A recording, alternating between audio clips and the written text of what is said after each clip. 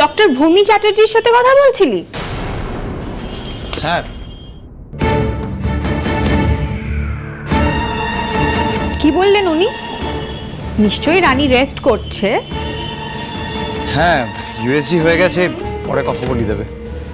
ও, এই তুই ফোন করে জিজ্ঞেস করলি না যে রানীর কোনো বডি ডাবল আছে কিনা?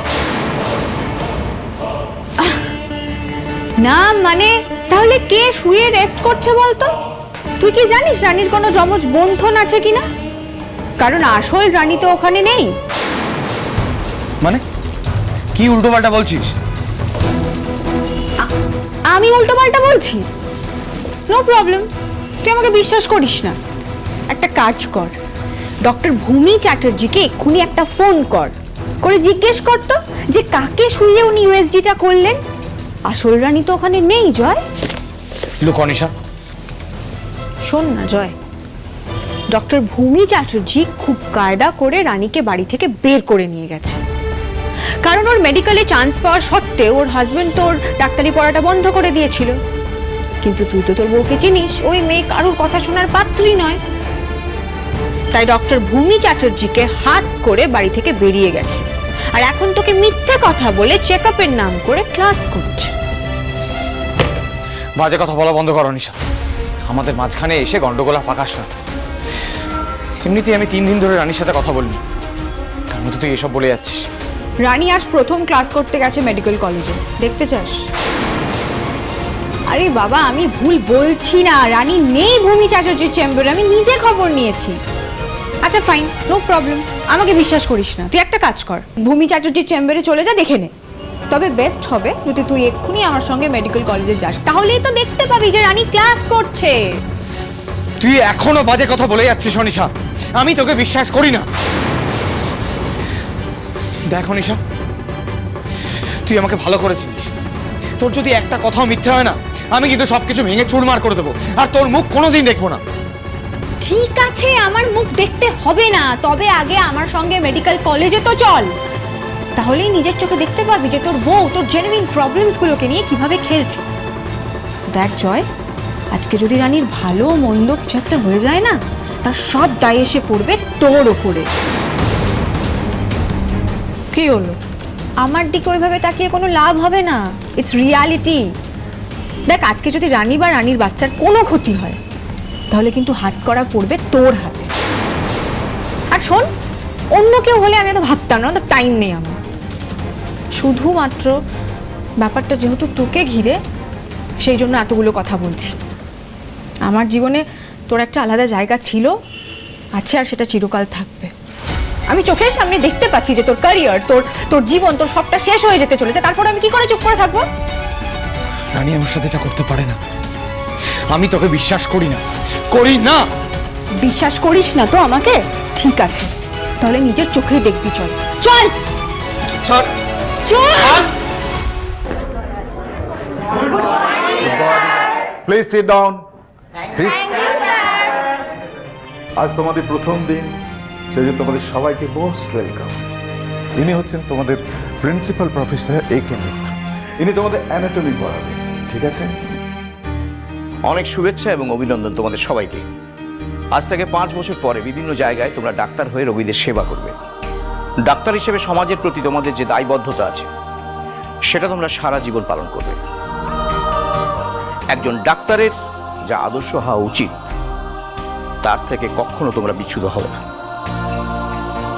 প্রলোভন অনেক থাকবে জানি, কিন্তু তবু বলবো, শুধুমাত্র অর্থ উপার্জনের জন্য ডাক্তার না হয়ে মানব সেবায় নিজেদের জীবন উৎসর্গ করো। তবেই ডাক্তার হিসেবে তোমাদের জীবন সার্থক হয়ে উঠবে।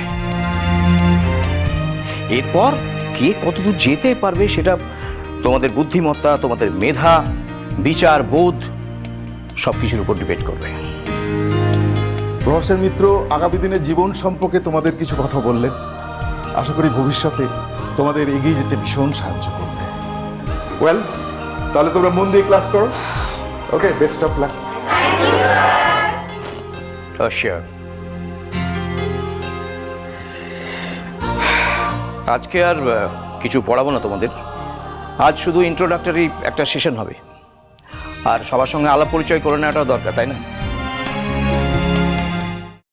স্যার, আপনার ক্লাস আমাদের কবে কবে থাকবে? খুব ভালো কথা মনে করিয়েছো। বসো বসো। আর তোমাদের ক্লাস রুটিন আজকে ক্লাসের শেষেই দিয়ে দেওয়া হবে, ঠিক আছে?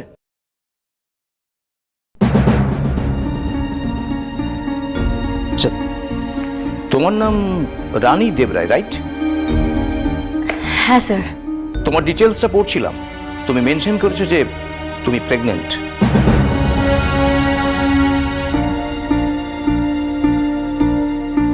ফর্মের ডিটেলসে সব মেনশন করা আছে, আমার খেয়াল আছে, কিন্তু এই শরীরে তুমি রেগুলার ক্লাস কন্টিনিউ করতে পারবে? হ্যাঁ স্যার। ওকে, মনের জোর থাকা খুব ভালো, কিন্তু অ্যাটলিস্ট কামিং 1 ইয়ার তুমি চালাবে কি করে? In fact after delivery with a new born baby তুমি ক্লাস করবে কি করে?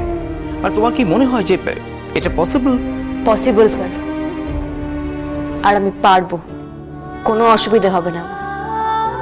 আমি অস্বীকার করছি না যে দুদিক ব্যালেন্স করা টাফ, কিন্তু আমি ঠিক ম্যানেজ করতে পারবো। আমি ডাক্তারিও পড়বো, সুস্থ সন্তানের জন্মও দেব। না না, তুমি ডাক্তারি পড়তে পারবে না।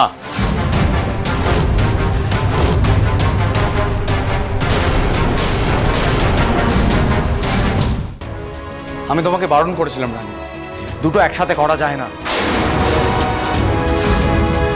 এক্সকিউজ মি, আপনি কে? আমার ক্লাসে উইদাউট পারমিশন আপনি ঢুকলেন কি করে? I am extremely sorry sir. আমার নাম ডক্টর দুর্জয় সেনগুপ্ত, আমি রানী দেবরায়ের হাজব্যান্ড। আমি এইভাবে আপনার ক্লাসে এসে ডিস্টার্ব করতে চাইনি, কিন্তু বাধ্য হয়েছি আমার ওয়াইফ রানীর জন্য। স্যার, রানীর শরীর একদম ভালো নেই, এভাবে প্রেগনেন্সি ক্যারি করেও মেডিকেল পড়তে পারবে না, তাই আমি বারণ করেছিলাম ওকে ভর্তি হতে। আমাদের কাউকে না জানিয়ে ও লুকিয়ে এখানে ক্লাস করতে এসছে।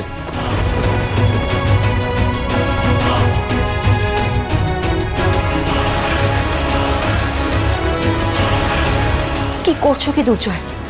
স্যার, প্রেগনেন্সি রিলেটেড কোনো কমপ্লিকেসি হলে তার দায় তো আমাকেই নিতে হবে, তাই বাধ্য হয়ে এভাবে ক্লাসে ঢুকে এলাম। I am extremely sorry sir, আমি রানীকে নিয়ে চলে যাচ্ছি।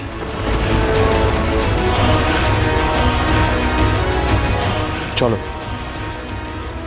দুর্জয় প্লিজ এরকম সিন ক্রিয়েট করো না, তুমি যাও। আজকে আমার প্রথম ক্লাস, আমাকে ক্লাসটা করতে দাও। কিচ্ছু হবে না। Just shut up.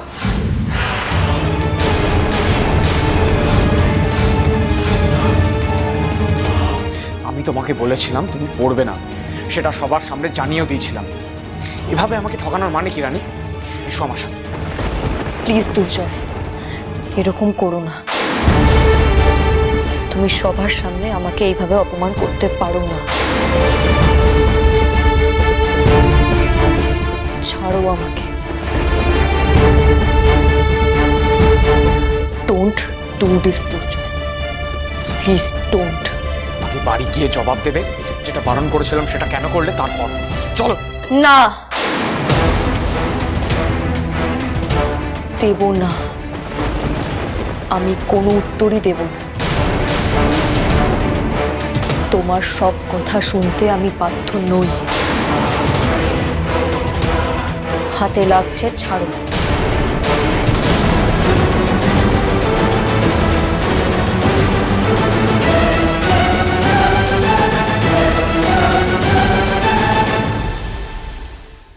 তুমি সবার সামনে আমাকে এভাবে ইনসাল্ট করতে পারো না। তুমি আমাকে মিথ্যে বলেছো রানী, কেন বলেছো? কারণ এতদিন সত্যি কথা বলেও তুমি বুঝতে পারোনি কথাটা কি চাই আমি। রানী, কোথায় যাচ্ছ? জানি না আর কোনোদিন ওই কলেজে ফিরে আসতে পারবো কিনা। অন্যদের চক্রান্ত, সেই সব ব্যর্থ করে আমি ডাক্তারি পড়বো। আমাকে কেউ আটকাতে পারবে